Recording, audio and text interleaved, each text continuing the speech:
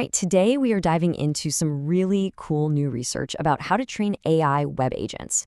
The big idea here? Finding a smarter, not harder way to do it that could seriously change the game for how AI gets developed. Let's jump in. You know, you see these headlines every single day about the amazing things AI can do. But behind all that hype, there's a huge question brewing. Is the future of truly powerful AI going to be locked down by just a handful of tech giants?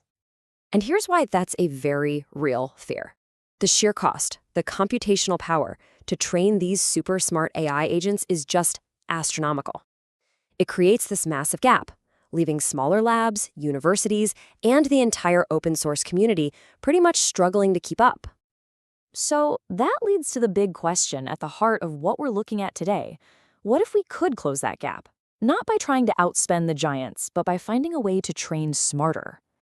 First up, let's really dig into the problem itself, what we're calling the AI training gap. Okay, so here's the deal. The absolute best AI web agents are proprietary, right? They're locked away inside big companies. This means that a lot of public research gets stuck working on really simple single-step tasks. But the real world, browsing the web, that's complex. It's multi-step. And training an AI to do that is where things get wildly expensive, creating that cost barrier that just slams the door on innovation for almost everyone else. So how do you even begin to tackle a problem this big? Well, the researchers came up with this really clever way of thinking about it. Picture it like a classic apprenticeship. You have a master and you have a student. So, on one side, you've got the master, a massive, super powerful 70 billion parameter model. It's a total expert, but, and this is a big but, using it for lessons is incredibly expensive. Then you have the apprentice, a much smaller 8 billion parameter open source model.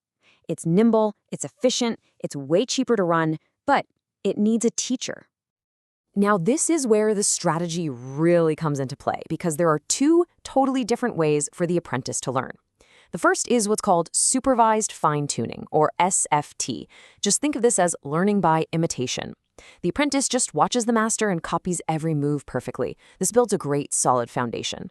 But the downside? It's expensive, and it can make the agent kind of a one-trick pony. The other way is reinforcement learning, or RL. This is all about learning by doing. The agent goes out there and learns from its own trial and error, which is awesome for becoming adaptable. But without some guidance, it can be a bit of a mess to train, really slow and unstable. Okay, so one method is too rigid and the other is kind of chaotic. So what do? Well, this is where the real genius comes in. The researchers realized the solution wasn't to pick one, but to combine them to find that hybrid sweet spot. See, the breakthrough wasn't just saying, let's do both. It was figuring out the perfect moment to switch. When do you stop the master's direct lessons and let the apprentice go practice on its own? If you switch too early, the apprentice is totally lost. But if you switch too late, it never really learns to think for itself. And this pipeline they came up with is just the perfect Goldilocks solution. First, the foundational training. The apprentice learns by watching the master, building that solid base of skills. Then, and this is the key, at that just right moment, it branches off into independent practice. It starts learning by trial and error, building on everything the master taught it. And the end result? You get an agent that has the master's expert knowledge and its own hard-won, adaptable experience. Okay, so the theory is brilliant, but does this hybrid approach actually work better? Let's get to the results and see what this all means for efficiency. So the ultimate goal here is to push what's known as the efficiency frontier. Basically, it just means getting the absolute best performance for the lowest possible cost. It's the ultimate work smarter, not harder goal for AI training. You want the most bang for your buck. And wow, the findings were a huge deal. Turns out, if you only use the imitation method, you eventually hit a wall. You keep pouring in more compute power for tiny, tiny gains. But these new hybrid strategies, they totally blow up that curve. They achieve a higher success rate using the same amount of compute. That is literally what pushing the frontier means. And it was the only strategy that actually started to close the performance gap with those giant closed-source models. So how much more efficient are we really talking about? Well, the new method managed to get to that same peak performance with a staggering 45% compute savings. Seriously, just let that sink in for a second. That's almost cutting the cost in half to get the same top-tier result. For smaller labs and universities, that is an absolute game changer. Okay, so a 45% cost reduction is huge. But what does that actually mean for the world of AI? Why does this matter so much? Well, just look at this table. This is where it gets wild.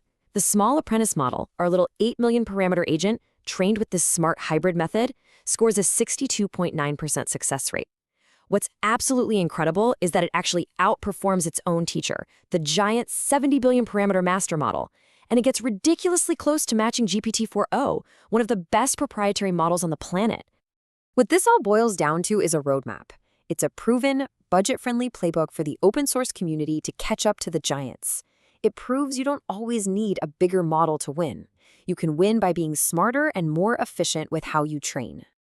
And, as a funny little aside, this research also gave us some hilarious insights into how these AIs think.